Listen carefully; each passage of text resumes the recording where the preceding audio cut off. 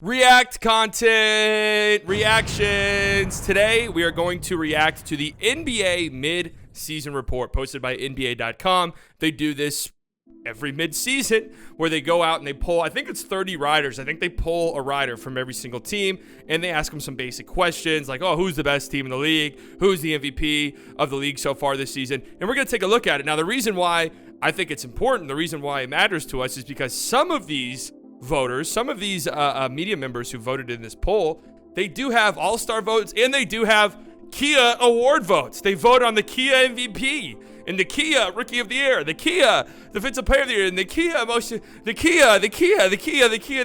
You want reliable public transportation? Huh? You want trains? You want buses? No, you get a fucking Kia Sonata in a 19-lane superhighway that is congested all the time and it makes you want to die.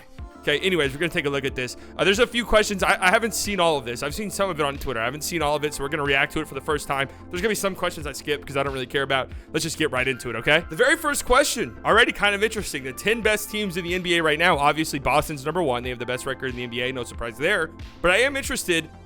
Brooklyn had the second most first place votes. That does surprise me a little teeny tiny bit. Obviously, I'm assuming a lot of this happened, this poll happened before Kevin Durant went down with an injury. But yeah, that doesn't surprise me at all. I mean, Brooklyn, I talked about this in my video yesterday, so I'm not going to go too deep into it. I think the East is just way more wide open than people think. I think from what we've seen so far this season, especially over the past like 2 months, Brooklyn looks like a much better team than Milwaukee to me. Like Brooklyn, they are the 2 seed in the East. I think that they look comfortably better than Milwaukee. That's not to say Milwaukee come playoff time, we can't get there. Kind of surprised Denver doesn't have any first place votes, so number 1 in the West, but I guess that makes sense. Dallas, number 10. Okay.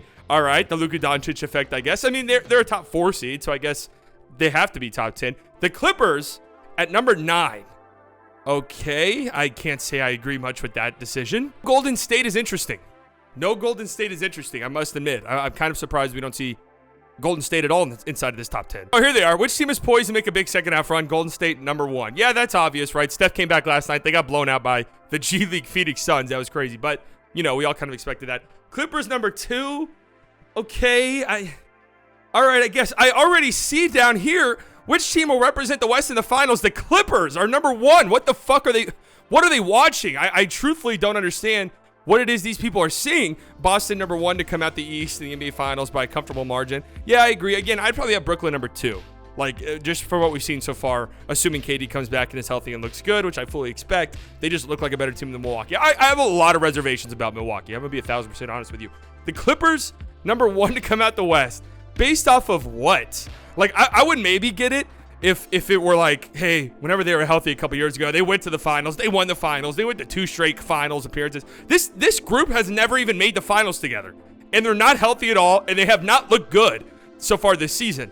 So I really don't understand how they're getting all of these votes to come out of the West. It doesn't make any sense to me. This team has only made it to 1 conference finals together, and they did it when Kawhi was injured, and the Utah Jazz just completely shit themselves. So I don't really get it. Denver number 2. I'd probably have them. Actually, to be honest with you, I'd be shocked if I had to bet my house right now, my non-existent house, which I don't own. If I had to bet that right now, on who I think's coming out the West, I would pick Golden State. The West is just too up in the air. Golden State's going to be healthy come playoff time, and you know exactly what they do. But the Clippers number 1? What in the fuck? Will win the 2023 finals. Boston very comfortably number 1. Milwaukee number 2. Brooklyn number 3. And the Clippers, I'm assuming that's just one singular vote, but the Clippers are the only Western Conference team to get a vote. What are they? That's got to be the Clippers rider, huh? That has to be. Best game of the season. Hey, look at that. Dallas, Luka Doncic finishing with 60-point triple-double versus New York on December 27th. I was streaming that game, and yes, it was incredible. Denver's overtime win against Phoenix on Christmas Day. That was awesome. Donovan Mitchell's 71-point performance. Kind of shocked that's not number 2, but Denver really is media darlings. Like if you want to be in the good graces of NBA fans as an NBA writer, it feels like you just really need to hype up Denver no matter the cost. What other games? What are some other games down there? I don't really care. Best play of the season, Luka Doncic's rebound off intentionally missed free throw. I was streaming that moment. It was incredible. The Mavericks have given up offensive rebounds twice in this same exact situation, by the way. Luka! Oh my God! Aaron Gordon's and 1 dunk over Phoenix. Yeah, that was cool. Zion's 360 windmill dunk against Phoenix. All right, yeah. That led to a bunch of shit, but that was awesome. De'Aaron Fox half-court game winner versus Orlando. November 5th Wow, that was that long ago. I was live streaming that game too. Oh my God, Malik Monk just turned it over. And Chuma KK just tied the game. Holy shit. 2 seconds. Fox from the logo. Oh my God. De'Aaron Fox just hit a logo 3.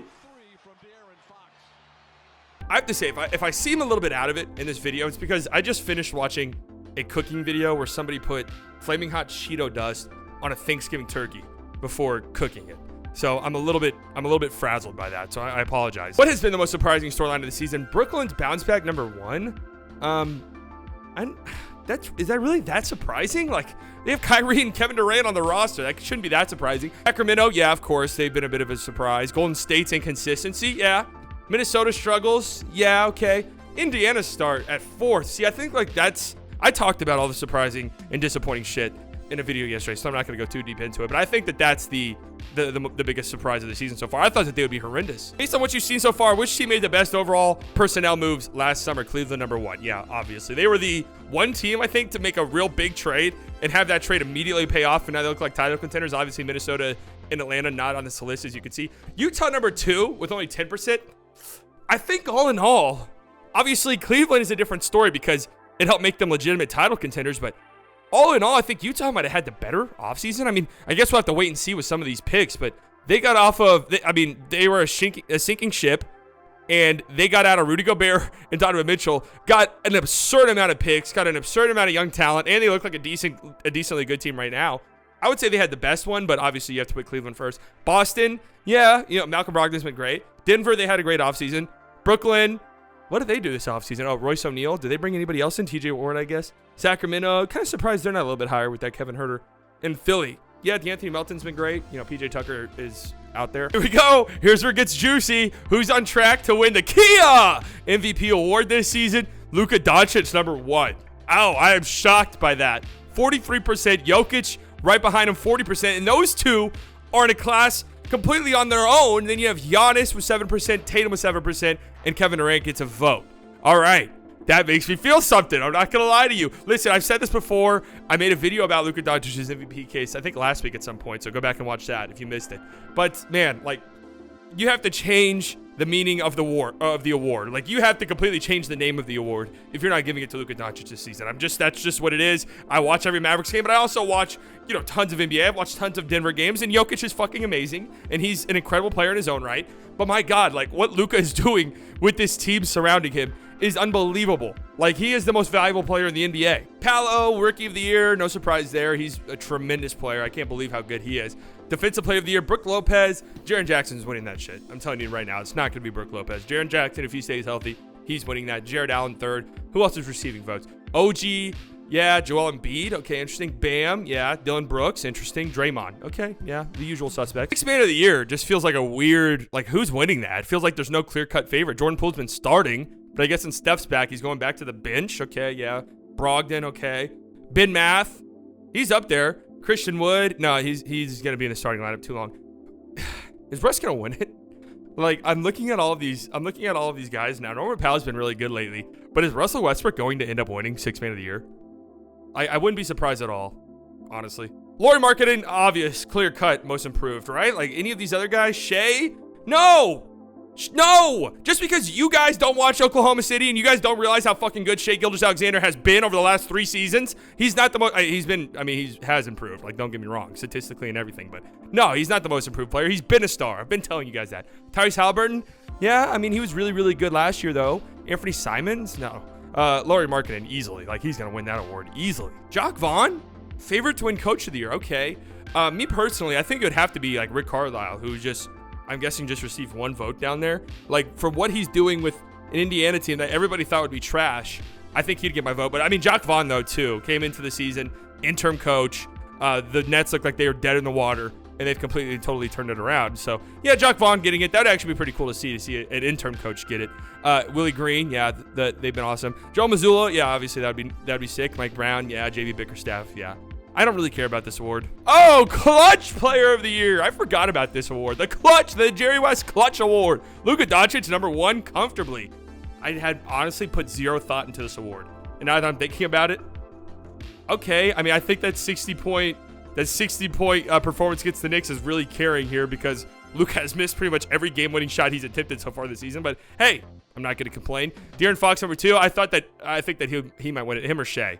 At the end of the day, those two might win it. Like Damian Lillard, that's a reputation award at that point. Tatum, isn't he awful in the clutch, I thought? Giannis, Donovan Mitchell, Kyrie Irving. This award's going to be a joke. No offense. Just some positional stuff here. Luka, the best point guard. Yeah, that's obvious. The best shooting guard, Donovan Mitchell. Yeah, that's obvious. I see John Morant got a vote. What's going on there? Jason Tatum got a vote for the best shooting guard. What the hell's going on?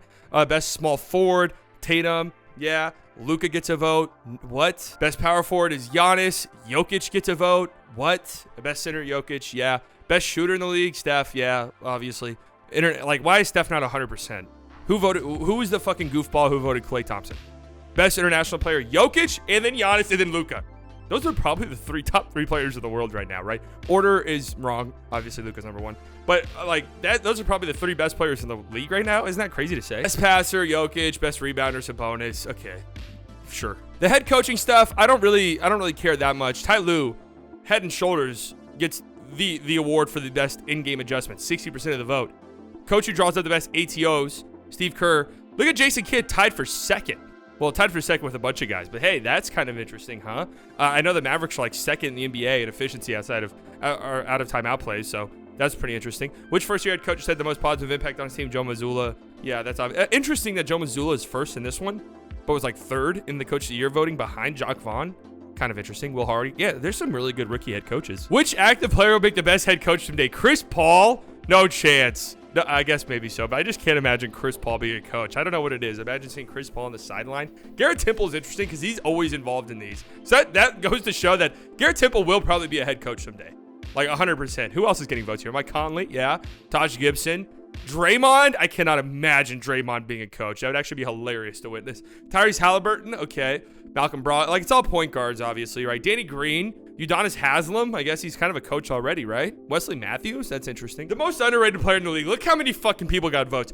Like, underrated? I've been working on this theory for a bit now. Like, the NBA, it's such a social media league. Like, the social media engagements for the NBA, they're insane. Like, there's more social media engagement in the NBA than there is in the NFL. And you look at the ratings and it doesn't make sense. Because of that, I don't think there's any underrated players. Like, everybody gets talked about it at some point or another. Like, Tyrese Halliburton, is he really the most underrated player in the league? Like, no. Anybody who watches knows how good he is. There's actually people who would probably tell you he's overrated. Shai Gilgeous-Alexander? Who the fuck's underrating Shai at this point, huh? Brooke Lopez? Sabonis? Bam? Like, none of these guys are underrated. Bobo's probably overrated, if anything. Mikal Bridges? Same thing. Jaylen Brown? Like, Brandon Clark? Okay, maybe. Darius Garland? No. Drew Holiday's probably, you know, underrated is probably the wrong word. It's probably overlooked. Overlooked is probably the best word for some of these guys.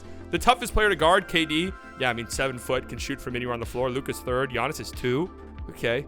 I think Luka's probably a tougher cover than Giannis, but it might come as a surprise to you guys. I'm not out there. I don't know. Which player forces opposing coaches to make the most adjustments? Steph, number 1. Luka, number 2. Jokic, number 3. Tied with Giannis. Yeah, all of those guys, the adjustment is pray to God. Just pray. Like, that seems to be the adjustment for those guys. Who's the scrappiest player? Jose Alvarado? Yeah. Marcus Smart, Drew Holiday. Yeah, a bunch of guys receiving votes down there. Most promising young core. Memphis, number 1. It's kind of weird. Whenever a team starts winning, you really kind of, like, for me, like, the young core thing just kind of goes away. But yeah, Memphis does have still an incredibly young core. What is Ja, like 22? 23? Desmond Bane's still pretty young. Jaren Jackson even is still pretty young. Like, yeah, they have a very promising young core. Orlando, number 2. Good. Like I was about to say, Orlando needs to be number 2. New Orleans, number 3. Yeah, I mean, they're still really promising. Cleveland, OKC, Boston. All right, I guess. I love Orlando's young core, man. Like, if you were to ask me this before I saw this, I would say Orlando had the most promising young core. But now that I'm thinking about it, yeah, Memphis makes sense. Probably even New Orleans ahead of them just because they're good right now. Like, we already see that they're good. Orlando, still ways to go, but my God, it's going to be good there. Which rookie will be the best all-around player in 5 years? Paolo, easily. Ben Math getting 10% of the vote is kind of crazy. Jabari Smith getting a vote is kind of crazy. Then you have Chet Holmgren getting a vote. Forgot about Chet Holmgren. Jay Ivey, Shaedon Sharpe. That would shock me. All right, I guess that's all of it. An interesting article. We learned some things. Luka really might win the MVP, guys. Get ready. I also can't believe how high on the Clippers everybody is. I think that goes to show how open the West is. Like, nobody knows what's going on in the Western Conference. That's what that means more to me than, like, the Clippers. It's just people have no idea what the fuck's going on in the West, which kind of makes me a little bit shocked that Golden State was at number 1, because it's just like, well, we know who Golden State is. Either way, make sure you guys are subscribed to the channel. Goodbye.